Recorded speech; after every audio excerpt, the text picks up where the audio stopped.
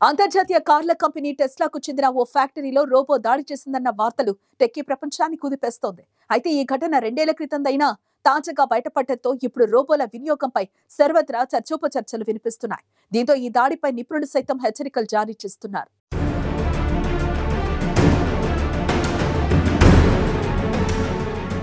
Artificial intelligence తో మానవాళికి ముప్పు ఉందని చాలా మంది హెచ్చరిస్తూనే ఉన్నారు. టెస్లా ఓనర్ ఎలన్ మస్క్ కూడా గతంలో ఈ విషయంలో హెచ్చరికలు జారీ చేశారు.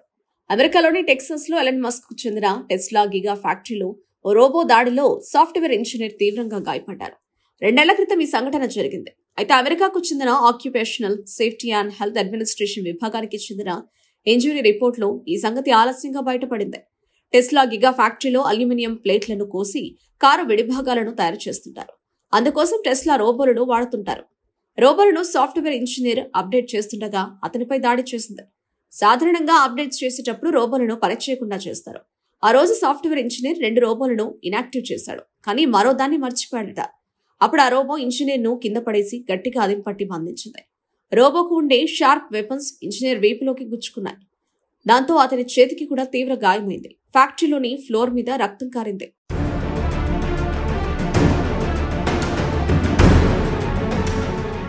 టెక్సాస్ లోని టెస్లా ఫ్యాక్టరీలో 2022లో సగటున 21 మంది సిబ్బందిలో ఒకరికి గాయాలైనట్లు రిపోర్టులో పేర్కొన్నారు. టెస్లా ఉద్యోగులకు భద్రతా పరంగా రక్షణ లేదని మాజీ ఉద్యోగులు కూడా ఆరోపిస్తున్నారు.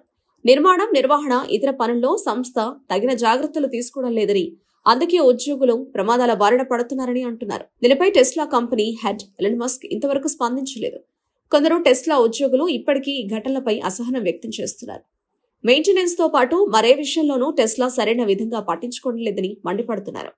తమను ప్రమాదంలోకి నెట్టేస్తున్నారని విమర్శిస్తున్నారు. దీంతో టెస్లా గిగా ఫ్యాక్టరీలో భద్రతాపరమైన లోపాలు ఉన్నట్టు ఆ నివేదికలో తేలింది. పరిశ్రమలో రోబోల వాడకంపై ఇప్పటికే భిన్నాభిప్రాయాలు వినపడుతూనే ఉన్నాయి. ముఖ్యంగా మనుషులతో కలిసి పనిచేసే ప్రదేశాలు వాటి ప్రవర్తనపై కన్నేసి ఉంచాలని నిపుణులు సూచిస్తూ ఉంటారు. దీనిపై టెస్లా కాంట్రాక్టు వర్కర్లు తరపు అటార్నీ జనరల్ హన్నా అలెగ్జాండర్ తీవ్ర ఆందోళన వ్యక్తం చేశారు. ఆ సంస్థలో జరిగే అన్ని విషయాలను సంస్థ బయటపెట్టదని, చాలా వరకు బయటకు రానివ్వదని ఆమె ఆరోపించారు.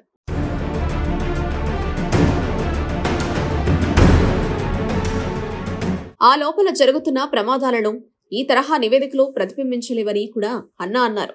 దీనికి ఉదాహరణగా ఆమె 2021లో సంభవించిన ఒక కార్మికుడి మరణాన్ని గుర్తు చేశారు. ఆంటెలేమో రమిరేజ్ అనే కాంట్రాక్టు ఉద్యోగి టెస్లాలో అనుమానాస్పదంగా మరణించారని, కానీ అతడు అధిక ఉష్ణోగ్రత బారిన పడి మరణించారని రిపోర్టులో పేర్కొన్నారని వెల్లడించారు. 2000 ఎకరాల విస్తీర్ణంలో టెస్లా ఫ్యాక్టరీ నిర్మించే క్రమంలో అతడు అక్కడ పనిచేస్తుండగా చనిపోయినట్లు పేర్కొన్నారు. టెస్లా రిపోర్టును అబద్ధం అనుకుని అనుమానం పడుతూనే చదవాలని అభిప్రాయపడ్డారు. టెస్లాలోని భద్రతా ప్రమాణాలపై విమర్శలు రావడం ఇదే తొలిసారి కాదు.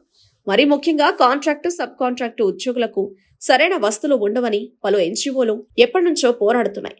వర్కర్స్ డిఫెన్స్ ప్రాజెక్ట్ అనే స్వచ్ఛంద సంస్థ గతేడాది గిగా టెక్సాస్ సంస్థపై US occupational safety and health administration కు సైతం ఫిర్యాదు చేసింది.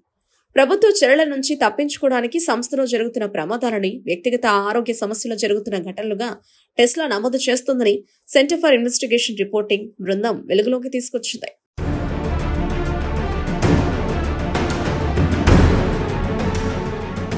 టెక్నాలజీ మారిపోతోంది. గతంలో మనుషులు చేసిన పనులన్నీ ఇప్పుడు మెషిన్లు, రోబోలు, ఆర్టిఫిషియల్ ఇంటెలిజెన్స్ చేస్తున్నాయి. ఈ క్రమంలోనే మనుషులకు శారీరక పని తగ్గి మానసిక ఒత్తిడి పెరుగుతోంది. ఈ క్రమంలోనే కొన్నిసార్లు ఈ టెక్నాలజీయే మన కొంప ముంచుతోంది. రోబోలు మనుషులపై దాడి చేస్తున్న ఘటనలు పెరిగిపోతున్నాయి. దీనివల్ల వాటి వాడకంపై ఆందోళన మొదలయ్యాయి. టెక్నాలజీ అభివృద్ధి చెందుతున్న కొద్దీ కంపెనీలు రోబోలను పనుల్లో భాగం చేస్తున్నాయి. హ్యూమన్ వర్కర్లకు జీతం ఎక్కువ ఇవ్వాల్సి వస్తుందని వారికి బదులుగా రోబోలనే కంపెనీలు ఎంచుకుంటున్నాయి. అయితే రోబోలపై గుడ్డిగా ఆధారపడడం ప్రమాదకరమని తాజా ఘటన హెచ్చరిస్తోంది. రోజు రోజుకి మనిషి జీవితం యాంత్రికంగా మారిపోతోంది. ఆటోమేషన్ దెబ్బకు లక్షలాది ఉద్యోగాలు గల్లంతవుతున్నాయి. భవిష్యత్తు జీవితం దుర్భరం కానుందని సర్వేలు చెప్తున్నాయి. మరోవైపు రాబోయే రోజుల్లో కృత్రిమ మేధస్సును విరివిగా ఉపయోగిస్తారని అంటున్నారు. మనిషి మేధస్సు అవసరం లేని చోట ఇప్పటికీ రోబోలను ఉపయోగిస్తున్నారు. కృత్రిమ మేధస్సు కలిగిన రోబోల తయారీ కూడా వేగం పుంజుకుంటోంది. అదే సమయంలో ప్రమాదాలు కూడా పొంచి ఉన్నాయని నిపుణులు చెబుతున్నారు.